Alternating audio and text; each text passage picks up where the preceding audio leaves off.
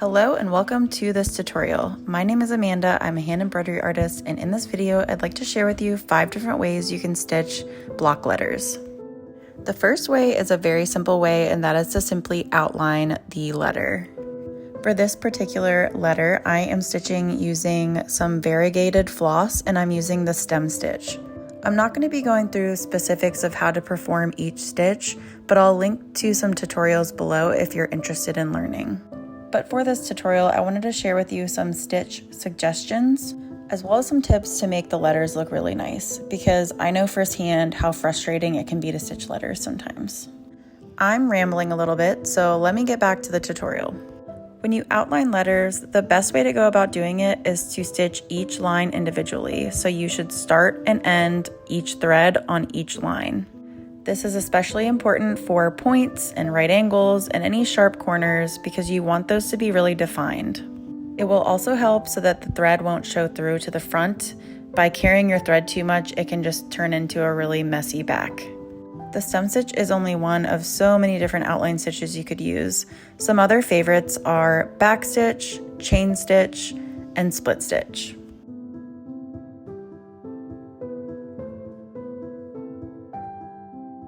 The next way I like to embroider letters is one of my favorites, but also one of the most frustrating to me, which is the satin stitch. The very first thing I like to do is split stitch the entire outline of whatever shape or letter I want to fill in. These stitches will serve as a guideline, and they also will make your stitches appear a little bit more fluffy, which everyone likes for a letter.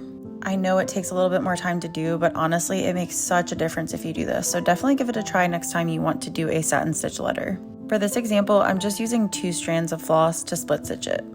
Once you have split stitched the entire outline, it's time to fill in with a satin stitch.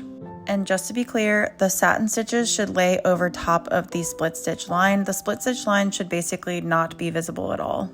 Just be very careful where you're placing your needle and make sure that you're doing it directly beside that line that you stitched. Another tip for satin stitches is to lay the working thread across whatever shape you want to fill in. This way you can kind of make sure that it's straight across and it will keep your stitches nice and uniform looking. I chose this letter B on purpose for this stitch because stitching across curves with the satin stitch can be a little bit awkward, so I wanted to share with you how I like to do it.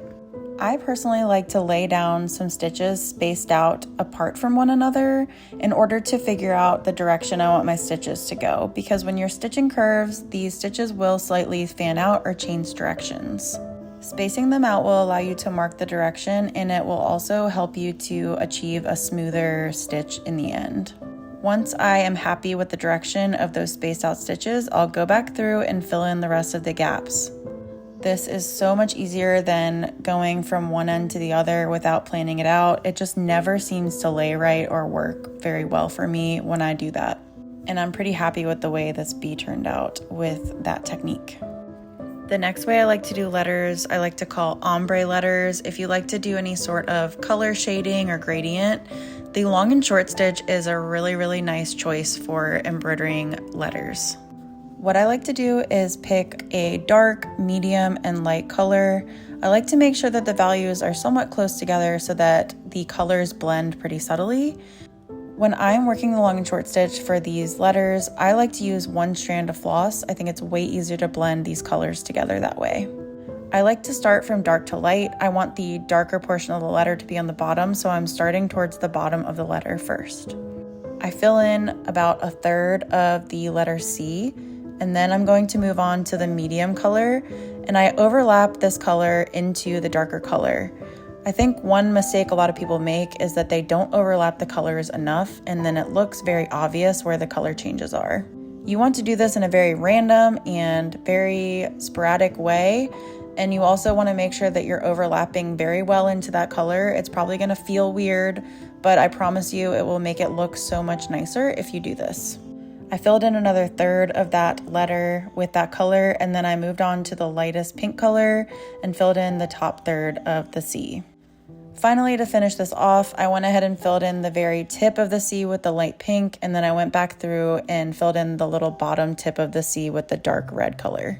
This next way is probably the most common way you've seen this before. If you've seen any sort of viral embroidery video, you've probably seen floral letters. And it's for good reason. They're really fun and you can get really creative with them. For this example, I'm using just a few basic stitches in a few different colors, and I'm just kind of freehanding it and filling it in as I go. The first stitch that I started out with is a lazy daisy stitch, and I use these to kind of replicate leaves. And I made a couple of groups of these stitches fanning out in all different directions, and I tried to evenly distribute them and space them out around the letter. Next, I used some French knots to fill in some tiny little flower buds. Then I used the long and short stitch to fill in some of the other areas. One tip I have for these letters is to choose colors that go well together, but also to make sure that you are spacing them out and balancing them pretty evenly around the design. So if you used a bunch in one area, it's going to look a little bit unbalanced if you don't fill in other areas with that same color or that same stitch. So that's why I like to gradually fill them in, and as you can see, I just kind of spaced everything out and tried to balance it as well as I could by eye as I went. To fill in the final little areas of negative space, I made some French knots again using a lighter green color, and I'm pretty happy with the way this one turned out.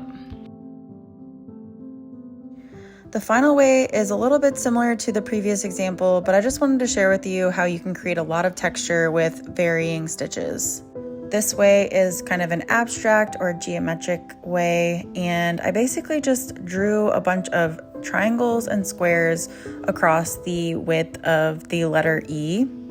And then I went ahead and filled it in with varying colors. I just basically used all of the colors that I used for the other letters for this example. I started out with the satin stitch, and then I filled in a couple of areas with French knots.